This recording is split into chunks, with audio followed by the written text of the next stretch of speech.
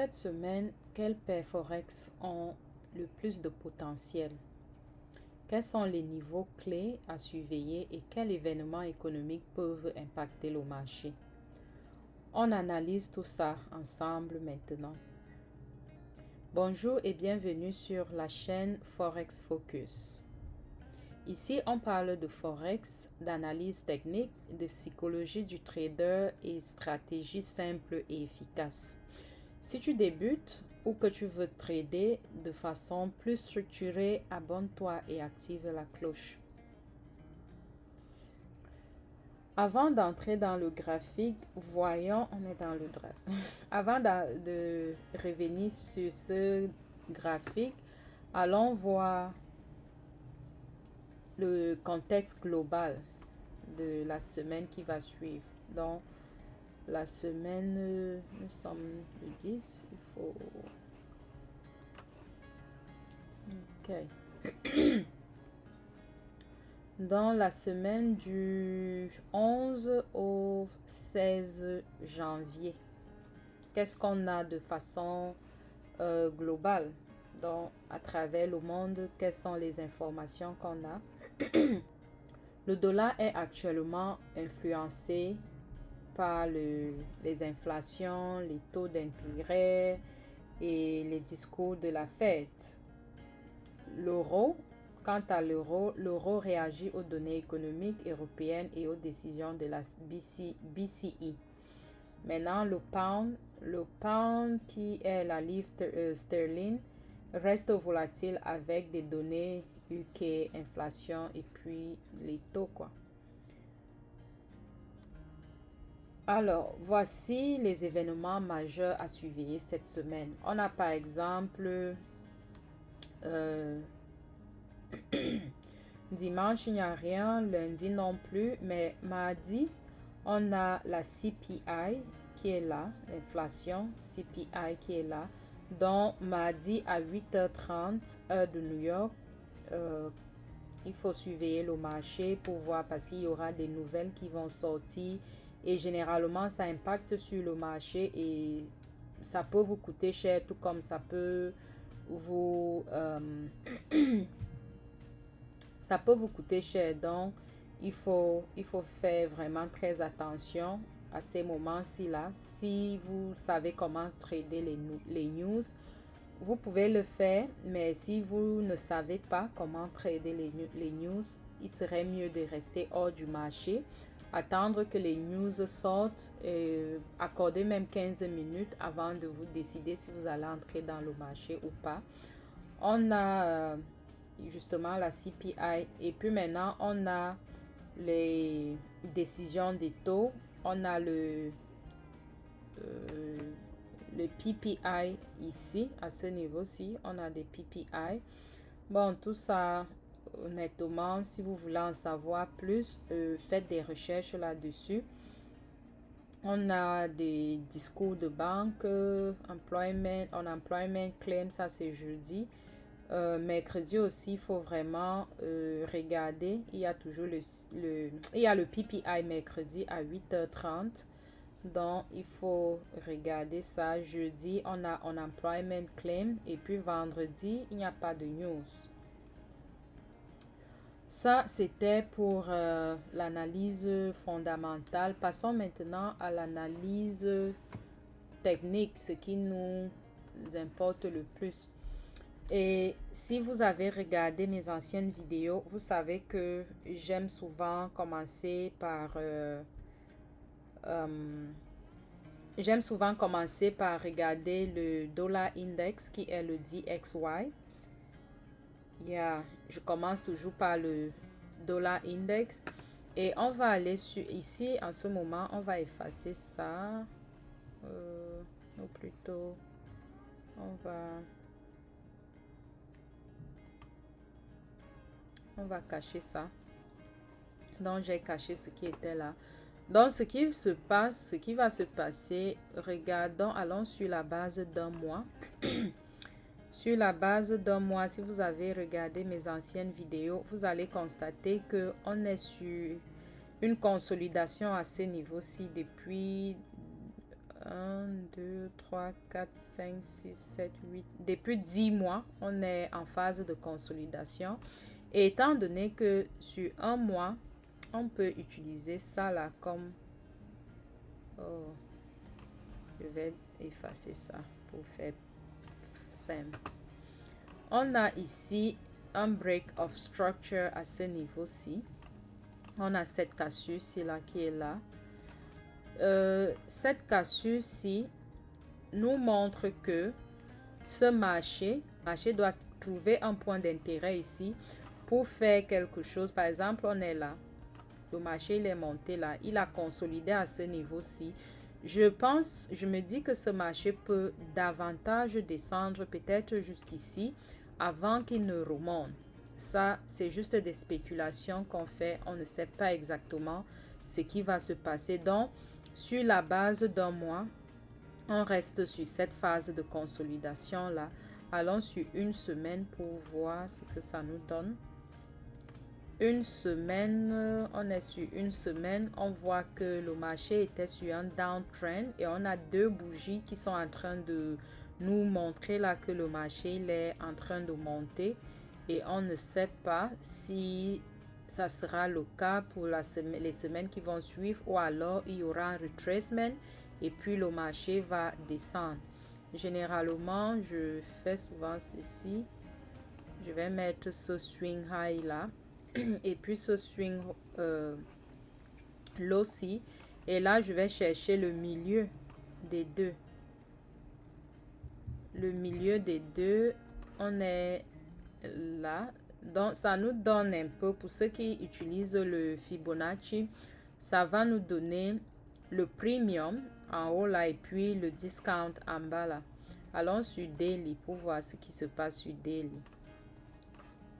Sur Daily, on est sur un uptrend. Pourquoi? Parce que on a eu ce break à ce niveau-ci là.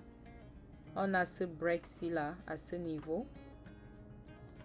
Et on ne sait pas si le break va continuer, mais on se dit qu'il y aura changement parce que ici, on peut voir le order block à ce niveau-ci. Et le marché il est exactement dans le order block. Donc, il peut arriver que la semaine prochaine, que ce marché-ci monte, enlève la liquidité qui est ici. C'est-à-dire, le marché va enlever cette liquidité qui est là, monte quelque part là, redescende pour fermer, pour que le prix ferme à l'intérieur de ce order block avant que le marché ne descende. Que la semaine prochaine, je me dis, vu qu'on a ce break of structure ici, et puis en fait je vais vraiment pas appeler ceci break of structure, je vais appeler ça les liquidités que le marché a enlevé. Et là on a ce order block qui est là. Dans ce order block-ci, il serait évident que le prix qui est à ce niveau-ci, soit il va monter pour enlever les liquidités qui sont ici, parce qu'en même temps, ce gap-ci là, je pense que ce gap-ci il est fermé. Donc, il est possible que ce prix monte, mais qu'il referme, que le prix referme à l'intérieur du order block avant que le marché ne redescende. Donc, j'imagine beaucoup plus parce que en même temps aussi, il faut voir que à ce niveau-ci, on a un break of structure. Ce break of structure est l'indication. Allons un peu sur 4 heures pour voir plus clair. Voilà. Ici, on a ce break of structure ici. Yeah. Donc, on voit ce break of structure qui est là. Ici, à l'intérieur, c'était des liquidités que le marché a purgé. Donc, ce qui est probable est que ce marché peut monter là, comme je disais, sur Daily, enlever ces liquidités-ci là, qui sont là. Il y a les liquidités à ce niveau-ci. Enlever, et surtout le gap qui est ici là n'a pas été complètement fermé. Donc, ce gap, d'une façon ou d'une autre, pourra être fermé par le prix ici. Donc, il peut arriver que le prix monte, par exemple, ici, à partir de dimanche au soir. et avant qu'il ne redescende. Donc, il y a cette possibilité qui est là. Là, on est sur le dollar index. Allons sur l'euro-dollar. Euro USD. L'euro-dollar, nous avons quoi? Oh, ça c'était les trades que j'ai pris la semaine passée. Et justement, la semaine passée, je me suis dit que le prix allait être ici au cas où. Mais le prix, il est là. Je suis même entrée à ce niveau-ci. Je suis entrée à ce niveau-ci. Je vais enlever ceci. Je suis entrée à ce niveau-ci. Donc, voici les trades que j'ai pris. Je pense que c'était jeudi ou vendredi. Et mon stop loss est à ce niveau-ci. Donc, si le prix décide de continuer à descendre, je vais perdre 34 pips. Mais si il ne descend pas, il va monter. Bon, ça, c'est juste l'analyse qu'on a eu à faire la semaine passée. Partons sur un mois pour voir ce qui se passe sur un mois. Alors, de toute façon, ce qui est là. Voilà. Let's hide. Ok, sur un mois, on a quoi là sur un mois? Sur un mois, comme on a vu avec le dollar index, il y a la consolidation là. Et en même temps aussi, on a cette partie-ci là, ce swing high ici. On a ce swing high qui est là.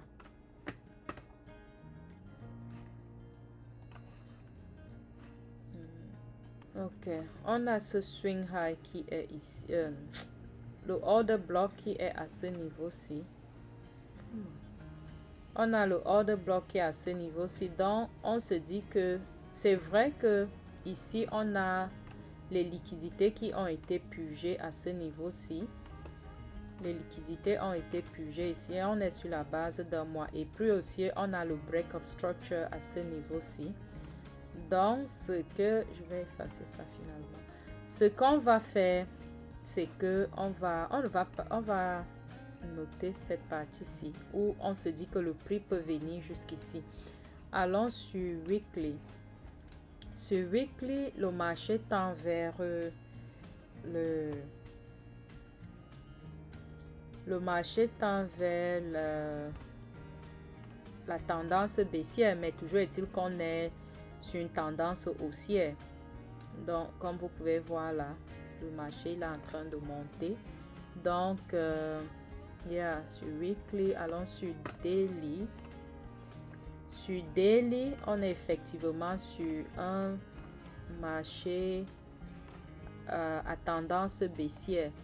Et si on fait notre petite analyse ici sur le weekly, on voit le break of structure à ce niveau-ci. On a notre break of structure ici. Je vais aller sur 4 pour que vous voyez mieux. Et mis à part ce break of structure, on a notre order block ici qui est là. Notre order block est à ce niveau-ci. Allons sur... en même temps aussi, il y a break of structure là. Ou on va même appeler ça le choc.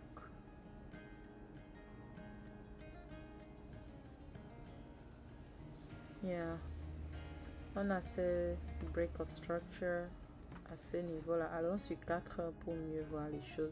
Mais sinon, quand même, allons sur 4. Ok, sur 4, qu'est-ce qu'on a? Je vais fixer ça. Sur 4, c'est un peu comme sur l'autre, l'autre paire, c'est là, le dollar index. C'est l'opposé en fait des paires qui ont le USD. Donc, on est sur notre break of structure ici. Et ici, là, je dirais ici, c'était des liquidités qui ont été purgées à ce niveau-ci. On a des liquidités qui ont été purgées là. Donc, on se dit, il est probable, comme je vous disais au départ, que j'ai fait un achat à ce niveau-ci la semaine passée, donc vendredi ou jeudi, quelque chose comme ça. Moi, je fais plus le swing trading, so J'ai pas de problème à laisser mes trades rester là pendant des jours. Donc, j'ai fait un achat ici et mon stop loss est quelque part ici. Mon stop loss est quelque part ici. Donc, si le prix décide de continuer à descendre, je serai take out. On va m'enlever quoi. Je vais perdre ce niveau. Mais si le prix remonte, vous voyez que je suis déjà sur un achat et puis ça va aller quoi. Mais sinon sur l'euro dollar, j'ai fait un achat ici là parce que vu ce break of structure, ou alors il peut même arriver que le prix purge les liquidités qui sont ici. Voilà pourquoi parfois je ne mets pas mon stop loss ici parce que le marché peut faire, il descend, il enlève les gens qui ont mis leur stop loss à ce niveau-ci, il vous enlève avant qu'il ne remonte. Et pour éviter ça, je donne un peu l'espace à mes trades, de telle sorte que même si le marché descend, on ne m'enlève pas du marché, mais il va remonter. Mais s'il continue à descendre, étant donné qu'il y a le stop loss, ça va quand même me laisser dans le marché quoi. En fait, ça va m'enlever dans le marché, mais avec un prix raisonnable. Ça ne sera pas comme quand tu ne mets pas de stop loss. En fait, quand tu ne mets pas de stop loss, ça va juste griller ton compte quoi. Donc, ça, c'est ce que je vois pour la semaine prochaine. Et mis à part ça, au cas où le prix continue à descendre, on a ce break of structure à ce niveau-ci qu'on doit également regarder. On a ce break of structure. Donc, il serait probable que le prix descende jusqu'à ce niveau-ci. Donc, c'est une probabilité qu'on a là. Et si tel est le cas, on a un gap à ce niveau-ci. On a un gap ici.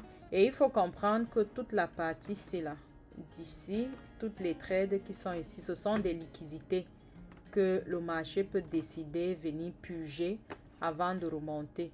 Donc, au cas où il n'y a pas un retracement à ce niveau, un retour du prix à ce niveau-ci, ce marché pourra descendre certainement jusqu'ici avant qu'il ne remonte. Donc, au cas où, pour ceux qui ont fait des achats à ce niveau-ci, le prix nous enlève du marché, parce que je sais que je ne suis pas la seule. Au cas où le prix nous enlève du marché, c'est-à-dire ça touche à notre stop loss, là où on peut encore faire un autre achat, c'est ici. On pourra faire un autre achat à ce niveau-ci. Bon, le target qui est là, c'est beaucoup, hein. C'est vraiment beaucoup. Donc, il faut target de façon raisonnable, tout en sachant que tu ne vas pas vouloir prendre take profit ici. Et puis, tu te rends compte que le prix, il va peut-être monter jusqu'à ce niveau-ci avant qu'il ne retourne t'enlever du marché. Donc, c'est des choses qu'on veut également éviter. Donc, pour la semaine prochaine, on a ces hypothèses-là. Le premier take profit peut être à ce niveau-ci ou là même, ça dépend de là où vous allez positionner votre stop loss et votre take profit. Une fois de plus, moi, je suis swing trader. Je n'ai pas de problème à avoir. Par exemple, ici, on peut voir ici, ça fait, disons, même 60 pips de stop loss. Et puis maintenant, le take profit peut être ici, là, ce qui va nous donner 3 to 1. Ce qui est énorme, mais il faut aller quand même sur 2. Si on va sur 2, 2 to 1, donc ça va me faire soit un 138 pips de take profit et puis un 60 de stop loss quoi. Donc il y a voici ce que je prévois qui peut arriver. C'est pas, je suis pas certaine à 100%. Donc je me dis que ceci peut être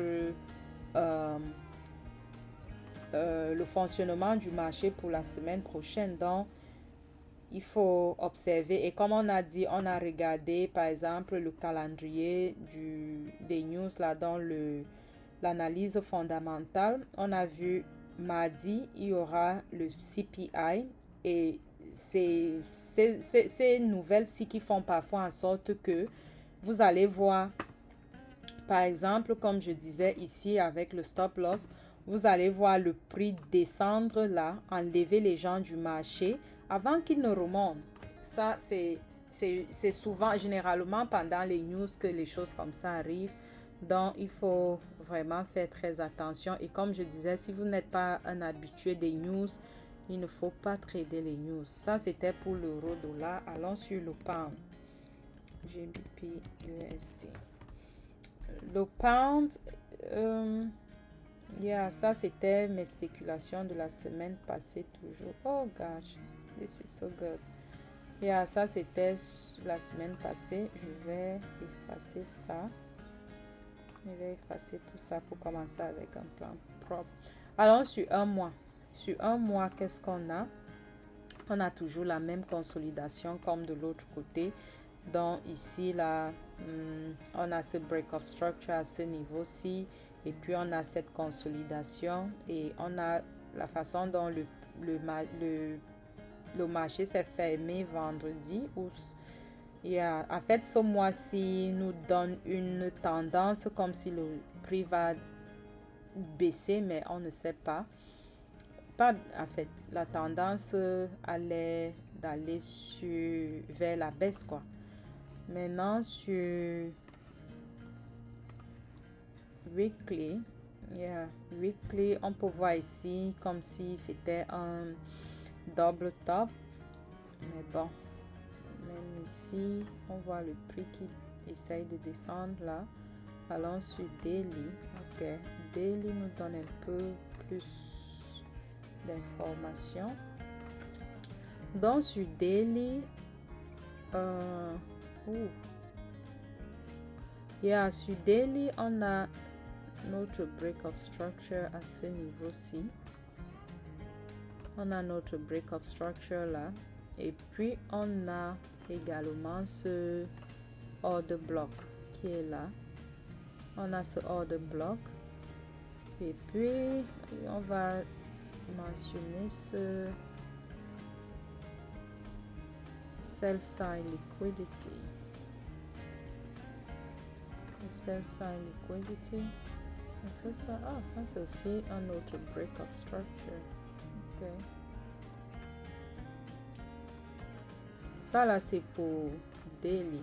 On va descendre sur 4 heures pour voir.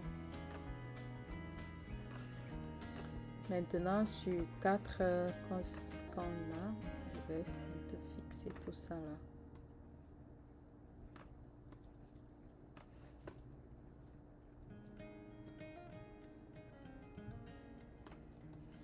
Ok, sur 4 heures, le marché a enlevé des liquidités ici.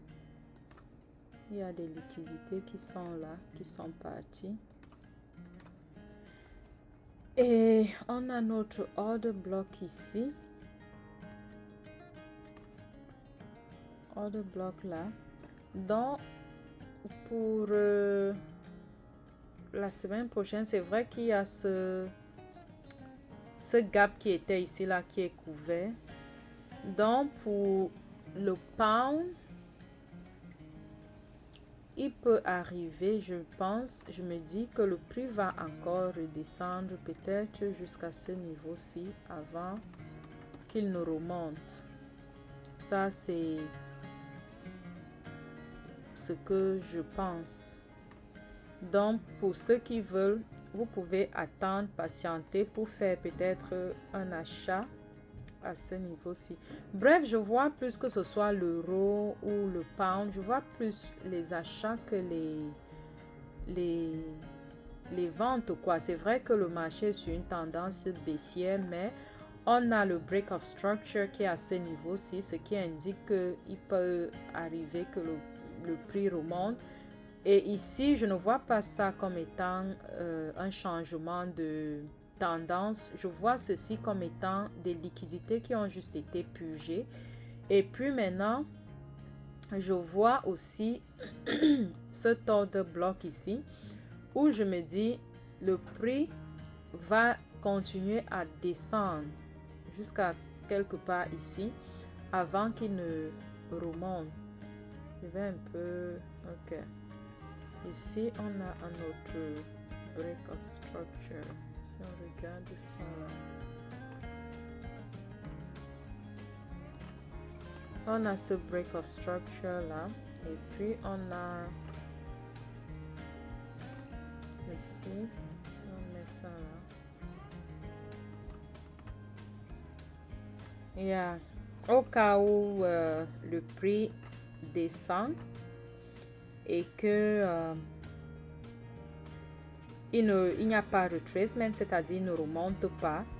Il peut même remonter peut-être jusqu'ici avant de redescendre, peut-être jusque là pour remonter. Donc, tout est vraiment possible dans ce marché s'il faut juste faire très attention. On a ce buy side liquidity là et toute la partie ici. Honnêtement, je vois tout ceci comme étant des liquidités qui, tôt ou tard, seront purgées par le marché. Je me dis. Donc, ce que personnellement, je vais faire, c'est que lundi, je vais voir comment le prix va se comporter à ce niveau-ci pour voir si je peux faire un achat. Si le prix descend jusqu'ici, je vais faire un achat tout en ayant mon stop loss quelque part ici, là. Et si le prix m'enlève du marché, là, je viendrai faire un autre achat quelque part ici. Donc, je vais patienter au cas où mon stop loss est touché. Là, je vais revenir pour faire un autre achat là. Mais pour le moment, le premier achat que je pense faire serait ici. D'ici, quand le marché ouvre dimanche, je vais observer. Lundi matin, je pense qu'on pourra voir plus clair pour savoir s'il faut qu'on fasse un achat ou je ne sais pas quoi. Donc, c'est un peu ça. Au cas où lundi, je me réveille et que le prix est descendu jusqu'à fermer hors de cette zone-ci là, je ne vais pas faire d'achat. Je vais seulement patienter pour que le prix descende quelque part ici avant de faire un achat ici et qu'il remonte. Donc, il ne faut pas se précipiter. Il faut laisser que le marché te montre exactement ce qu'il compte faire pour que tu aies des idées plus claires pour savoir si pour savoir exactement ce que tu dois faire quoi. Donc, on va patienter parce que ici, on ne peut vraiment pas se décider. Là, un peu sur 1 hour. Yeah, on ne peut vraiment pas se décider parce qu'en même temps, ici, on a cette consolidation qui est là. Donc, on ne sait pas si le prix va monter ou s'il va descendre. Et l'idéal, ou plutôt la meilleure des choses à faire, c'est d'observer. On va observer pour voir ce qui va se passer. Est-ce qu'il va descendre avant de remonter? Est-ce qu'il va continuer à descendre jusqu'à ce niveau-ci avant qu'il ne continue à monter? Donc ça, c'est ma prévision sur le pound. La dernière paire sera le dollar yen japonais. JPY. Le dollar yen japonais. Oh, le dollar yen japonais, ça c'est ce que j'avais fait la semaine passée. Oh, yeah, à un moment donné, j'ai pensé que le prix allait descendre jusqu'ici. On va effacer ça. Bon, je vais juste enlever quelques trucs. Non, il faut effacer tout. Ok, le yen japonais sur la base du monthly, on est sur un uptrend, c'est-à-dire le prix il est en train de monter. Il est vraiment en train de monter, sauf que on a ce swing high ici, que si le prix casse ça, ce qui est sûr, c'est que au cas où le prix casse ce swing high ici, qu'il monte là, il va redescendre jusqu'à un certain niveau ici avant qu'il ne continue. Sur weekly, qu'est-ce qu'on a sur weekly? Yeah, sur weekly, on voit ce swing high qui est ici là, que je me dis va être pugé également. Ce swing high ici là. Donc, il est possible que ce... En fait, je vois ça comme étant une liquidité. Je me dis que le prix peut monter là avant de redescendre. Parce que je vois ce swing-ci là comme étant la liquidité. Et ici là, on peut voir un order block. C'est vrai que c'est sur la base d'une semaine. Allons sur daily. Qu'est-ce qu'on a sur daily? Sur daily, on voit que les liquidités ont été purgées à ce niveau-ci. Ou on peut dire même, ça là, ça sera... Est-ce que ça a même cassé pour qu'on appelle ça order block? Je ne pense pas. Pas order block, break of structure. Non. Oh, il faut un peu zoomer là. Ou alors, allons sur 4 heures. Le prix a cassé. Donc, ça là, définitivement, c'est un break of structure. Sur 4 heures, c'est un break of structure. Tout ce qui est à l'intérieur, là, ce sont des liquidités qui ont été purgées. Donc, ici, par ceci, ici, et ça, voilà quoi. Donc, je pense qu'il serait possible que ce prix-ci, je reprends un peu sur daily pour voir quelque chose. C'est vrai qu'il y a un rejet du prix à ce niveau-ci et voilà où le marché a fermé vendredi. Ça donne l'impression que le prix va descendre, mais étant donné qu'on a cette partie-ci là, on a ceci, il faut que je fixe un peu ça. On a ce swing high qui est ici. Je me dis que avec ce swing high, il est possible que le prix monte jusqu'à ce swing high, c'est-à-dire que le prix monte ici avant qu'il ne redescende quelque part là pour, je sais pas, remonter quoi. Donc en même temps aussi, je vais attendre pour voir comment le prix va se comporter dimanche à l'ouverture dimanche et peut-être jusqu'à lundi. Si lundi, ce prix-ci monte, comme on dit là, s'il monte et enlève cette liquidité qui est ici, là, les liquidités qui sont ici, et qu'il montre un signe qu'il est en train de descendre, de vouloir descendre, à partir de là, vous pouvez voir, vu l'analyse que vous allez faire, s'il faut faire une vente. S'il faut faire une vente. Donc, si dimanche à l'ouverture, le marché monte jusqu'ici, et puis lundi matin, vous voyez, donc ce que vous voulez voir lundi matin, c'est un marché qui va faire un retracement, c'est-à-dire va descendre quelque part ici, essayer de remonter là. Donc, quand il va remonter là, il doit casser, faire un break of structure à ce niveau-ci là. Donc, si le marché parvient à monter, comme je dis là, descendre, remonter et puis descendre, faire un break of structure à ce niveau-ci, vous allez faire un achat quelque part ici, une vente, pas un achat, désolé. Vous allez faire une vente à ce niveau-ci. Il y aura peut-être un gap ici qui va vous permettre de faire une vente ou alors il y aura peut-être un order block qui va vous permettre de faire une vente à ce niveau-ci et vous allez faire vos calculs vous-même pour voir quel sera votre take profit ou je ne sais pas trop quoi. Donc ça c'est une probabilité sur le yen japonais. L'autre probabilité est que ce marché-là peut juste continuer à monter peut-être jusqu'ici avant qu'il ne voit comment redescendre, s'il va descendre. Donc il y a ces deux possibilités-là. Genre, soit il va continuer à monter avant de descendre, ou alors au niveau où on est, au lieu même qu'il ne descend, qu'il ne monte comme je disais là, le marché, le prix peut juste descendre.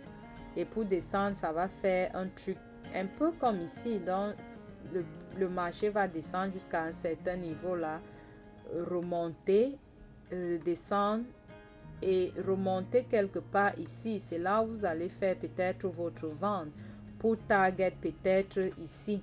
Et vous pouvez voir que en faisant ce que je fais là, ça vous montre clairement un higher high ici, un lower high, un lower low ici, et là un lower high, un lower low, un lower high.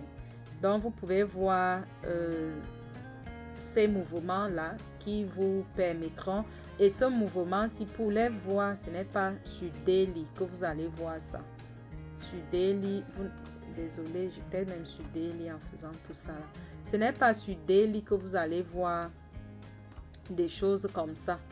Les choses comme ça, vous allez bien les voir. Je veux dire sur 1 hour, parfois 15 minutes. C'est sur 15 minutes que vous allez voir des choses comme ce que je montrais là tout à l'heure. Genre ces mouvements-ci là où le marché monte, il descend, il monte, il descend. C'est sur aller chercher ces choses-là sur daily, non, sur 1 hour et sur 15 ou 30 minutes. Tout va dépendre de vous. Certains vont même jusqu'à 5 minutes ou 1 minute. Moi, c'est pas vraiment ce que je fais. Je ne fais pas le scalping. Mais les gens qui font le scalping vont chercher le higher high et higher low sur les 5 minutes, 3 minutes et 1 minute. Mais une comme moi, je vais chercher ça sur 15 minutes ou 30. Yeah. Donc sur le dollar pound, voilà ce que je vois pour la semaine qui va commencer. Comme je disais, soit le prix il va descendre avant de remonter pour descendre, ou alors le prix peut tout simplement monter, purger la liquidité qui est à ce niveau-ci, redescendre, monter, enlever on va appeler ça, montrer un changement de trend pour montrer que la tendance n'est plus en train de monter, que la tendance est en train de changer, que le prix est en train de descendre. Là, vous allez faire votre vente ici. Vous allez faire votre sell à ce niveau-ci pour target peut-être ici, là, tout va dépendre de vous. Comme je vous ai dit, voilà les paires que personnellement je surveille pour la semaine. Et comme je dis, il faut privilégier un scénario patient. Soyez patient, ça ne sert à rien de se précipiter dans le marché parce que la précipitation parfois nous coûte très cher. Donc, soyez patient avec le marché. Ce sont les 3 paires que je trade personnellement. Pas tout le temps, ça dépend de ce que je vois. Par exemple, le USD... le USD GPYC, bon, ça ne me donne vraiment pas ce que je recherche, donc je ne vais pas trader ça la semaine, en fait, pas que je ne vais pas trader ça la semaine prochaine, mais je vais être plus regardant la semaine prochaine parce que à ce niveau-ci, je ne sais pas s'il faut faire une vente ou un achat, donc il va falloir laisser le marché te donner plus d'informations avant de te décider. Et à titre de rappel, une bonne analyse ne vaut rien sans une bonne gestion du risque. Ceci dit, il faut risquer un maximum de 1 à 2% de votre capital par trade. Par trade. Et puis, il faut toujours utiliser un stop loss. Ça, là même, c'est obligatoire. Il faut toujours utiliser un stop loss. Le but n'est pas de trader tous les jours. Ça, il faut se rappeler ça tout le temps. Le but n'est pas de trader tous les jours, mais de trader mieux. Il faut mieux trader. Et pour résumer cette semaine, voilà les paires que personnellement je vais surveiller. Vous avez vu des zones clés, les événements importants dans le calendrier du Forex. Et si cette vidéo t'a aidé, laisse un like, dis-moi en commentaire quelle paire tu trades cette semaine. Abonne-toi à la chaîne pour les prévisions Forex de chaque semaine. je fais mon possible de poster cette analyse chaque semaine. Donc, si tu recherches une chaîne où tu auras des prévisions sur certaines paires pour la semaine, tu es au bon endroit. Et si tu as des suggestions à faire, je suis très ouverte à toutes suggestions. Et on se dit à la prochaine vidéo. Merci et à bientôt.